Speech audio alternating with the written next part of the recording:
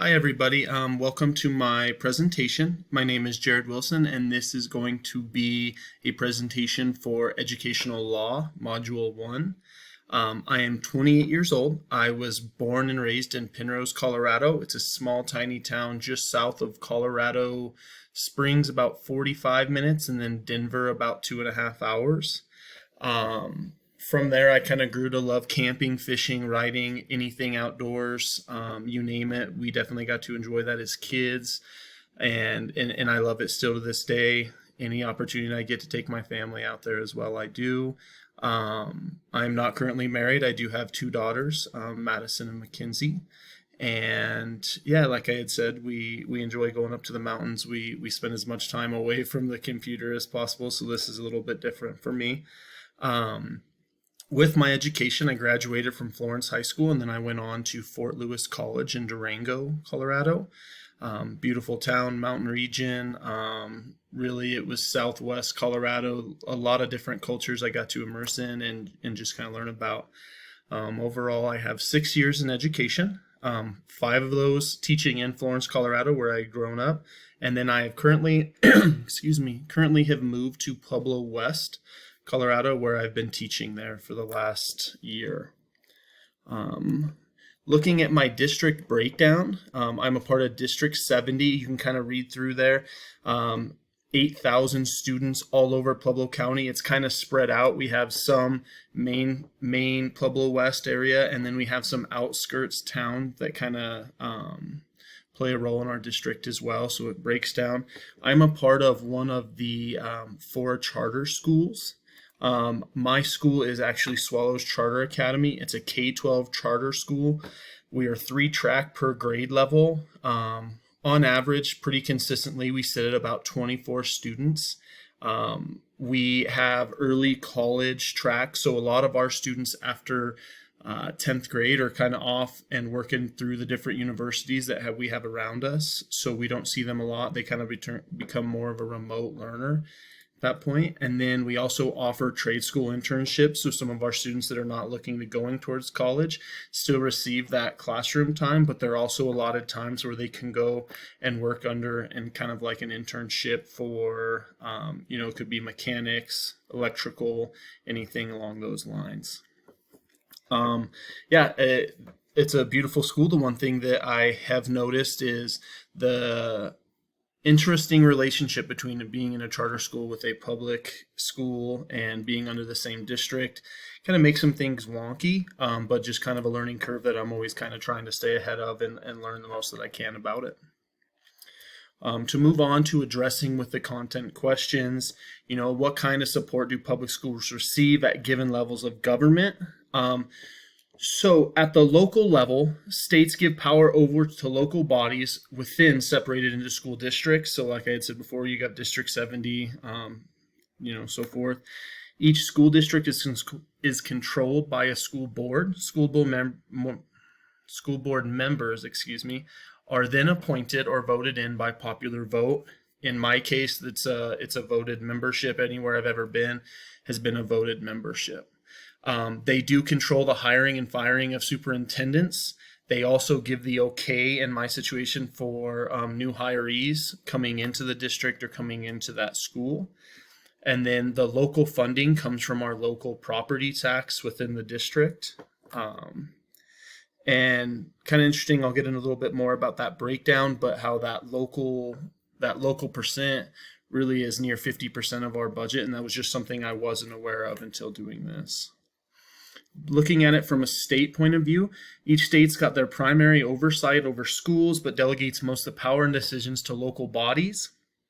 Also, that state funding is just less than half. So if you're looking at your local at 50%, in my head, I'm thinking about that state funding as being nearly 40%, and then that federal budget only being about 9, almost 10%. But again, at the state level, that's where the funding comes in. They're also accountable for overseeing districts, Common Core, state standards, making sure everything across the state is equitable and it's going to be on the same page, just trying to get common language, common goals.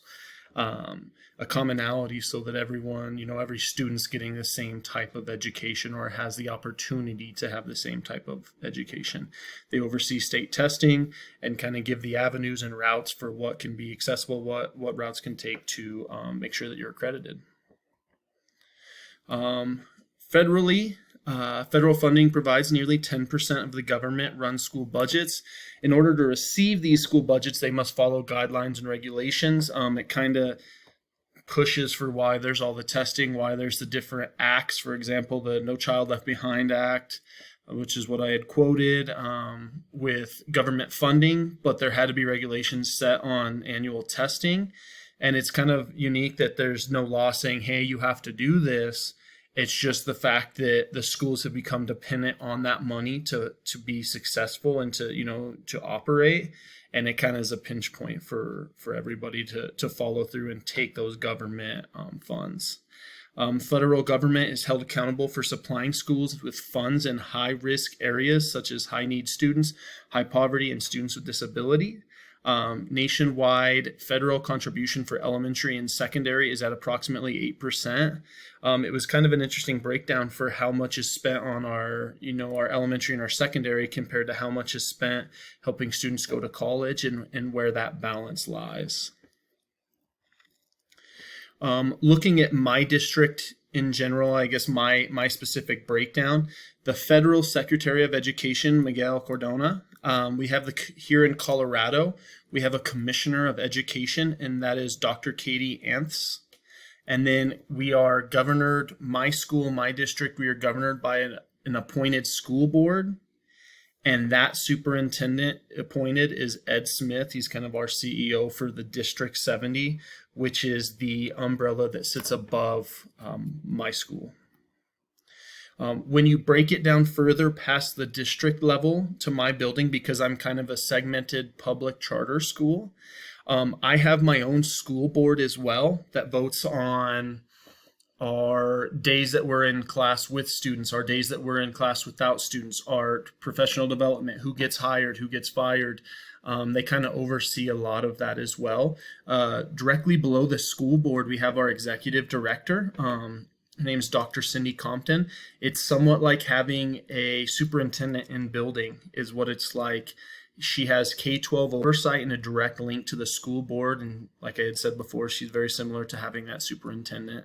We have a director of school services, Dr. Catherine Meyer, and she is not so much hands-on with students as far as that approach goes, but she handles all of our HR. She handles kind of the base operations behind what makes a school function, make sure we're complying on all aspects of law, basically making sure that our playground's up to date, making sure our equipment's up to date, our building is accessible for all students. She really is at the forefront of that. And then below that, we have our K-12 principal, Mr. Hawken, assistant principal, and then we have an assistant principal athletic director. And they kind of cohese together as a team and work through most of that. As I break down and I'm looking at which level has the most power and control over public education, this was kind of a difficult breakdown for me. I quoted that Catherine Beyer from Carnegie Foundation's quotes that the federal government is poorly positioned to dictate the details of state and local levels to improve schools. This idea that the federal government is in a poor position to dictate small detailed changes couldn't be more accurate. It is important to direct large-scale decisions, but lacks the ability to facilitate ground-level changes. Equally as important to the detail changes, it must be able to protect the rights of all individuals.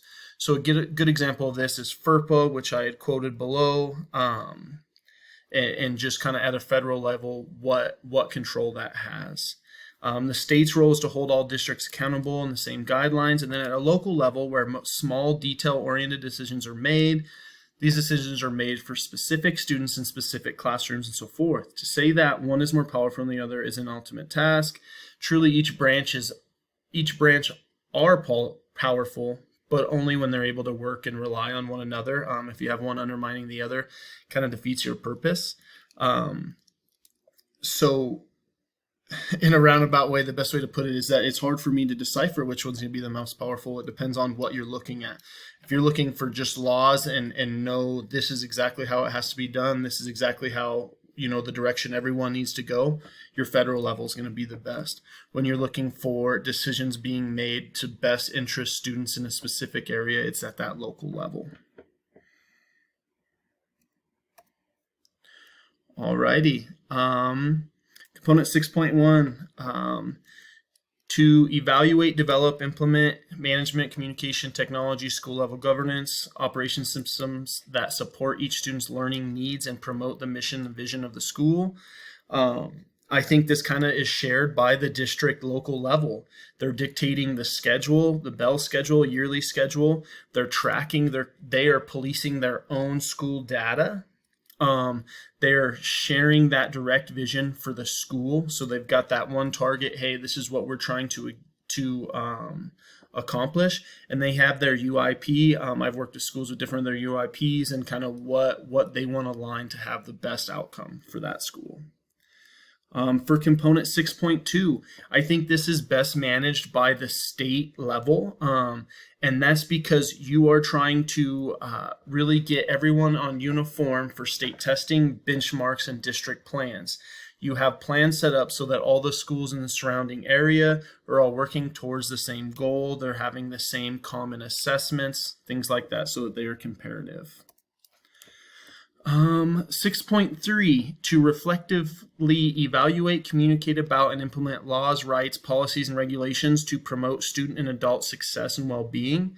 Again, this is at that federal and national level, and it's at that level to maintain the equal rights to all citizens regardless of race, gender, or national origin. And examples of these can be seen as quoted below. You've got different acts, you have different laws, and those are set forth so that it protects every individual. How does this all support the educational success and well-being of each student and adult? All three levels must work together to find success. At the local level, districts run day-to-day process for student achievement. They work together within the district on unified vision. State set guidelines and expectations for schools with universal testing and state standards. Federal level sets fundings and laws for schools in the U.S., and then all three work together to provide an opportunity for all children to receive a quality education. How does it correlate to me? This assignment was geared toward correlating all three of the given CLOs. It accomplished this by breaking down the details and responsibilities between the three levels of government, control, and public education system. And it allowed me to decipher where the power lies when decisions are being made in my building. So as far as what level do we have to take this in order to get it okayed? What level, where does this funding come from? Just kind of where the boundary lies. How is this relevant? How is this relevant? The assignment was a great introduction to the learning about becoming a school leader. It introduced some of the laws and powers divided in the education system. It also provided great resources to review back whenever needing that legal information when you have questions. The assignment did improve my understanding of the three levels of government. The biggest takeaway from this assessment or assignment was the specific breakdown of funding that goes to schools and how they're not just clumped together. To reflect on this, I currently work in a public charter school. Funding this school looks slightly different than most public and private charter schools. Gave me an opportunity to ask questions from my admin about the financial breakdown and how that specifically gets drawn to us. As a school leader, it's important for me to know where and how to get funding, and this brought to light all the different programs that could provide additional funding. This could be included in getting all the resources that are needed to provide an adequate title program for the students who need it. Down below is just a reference sheet as well. And thank you. I appreciate your time. Have a wonderful day.